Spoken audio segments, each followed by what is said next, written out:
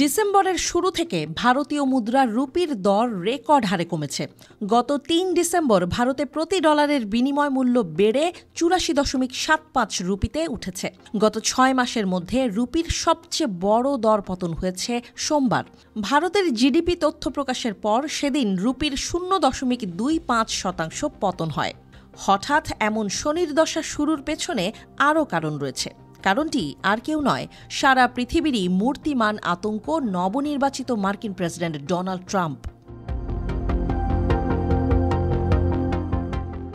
মার্কিন ডলারের বিপরীতে ভারতীয় রুপির এই রেকর্ড সর্বনিম্ন দরের পেছনে ডোনাল্ড ট্রাম্পের একটি হুঁশিয়ারি কাজ করেছে বলে বিশেষজ্ঞরা মনে করছেন।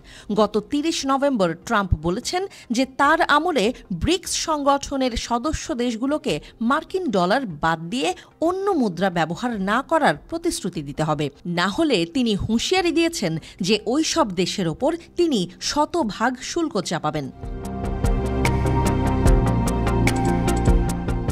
ফরেন এক্সচেঞ্জ ট্রেডাররা জানান, রুপির মান কমার প্রধান কারণ হিসেবে ইউরোপে চলমান রাজনৈতিক অস্থিতিশীলতাও দায়ী। তাছাড়া দুর্বল অভ্যন্তরীণ অর্থনৈতিক সূচক এবং বিদেশি পুঁজি বিনিয়োগের প্রবাহে ভাটা পড়াকেও কারণ হিসেবে ভাবা হচ্ছে।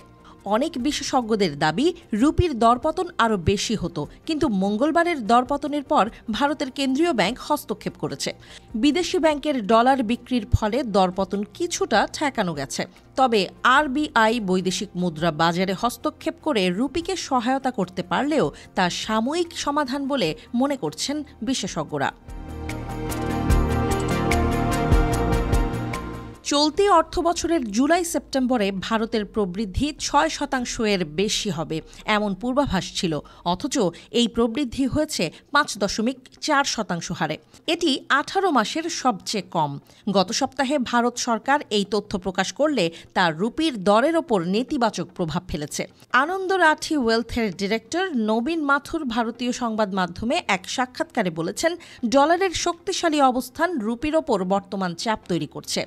তাছাড়া ডোনাল্ড ট্রাম্প কিছু নীতিগত পদক্ষেপ ঘোষণা করেছেন যা ডলার সূচকের জন্য ইতিবাচক হবে। তাই ডলারের মান বেড়েছে বলে নবীন মাথুর জানিয়েছেন। তার দাবি, এই পরিস্থিতি রুপির মানকে নামিয়ে দিয়েছে।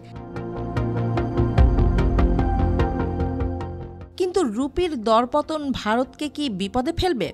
ভারতের স্বস্তিকা ইনভেস্টমার্টের সিনিয়র টেকনিক্যাল অ্যানালিস্ট প্রবেশ গৌর বলেছেন, রুপির মান কমে যাওয়ায় আমদানি খরচ বাড়বে, মুদ্রাস্ফীতির হারও বেড়ে যেতে পারে। তার আশঙ্কা, এমন পতন ভারতের অর্থনীতির ওপর গুরুত্বপূর্ণ প্রভাব ফেলতে পারে। গ্রাহকদের ক্রয় ক্ষমতা কমে যেতে পারে, তারা আর্থিকভাবে ক্ষতিগ্রস্ত হতে পারেন।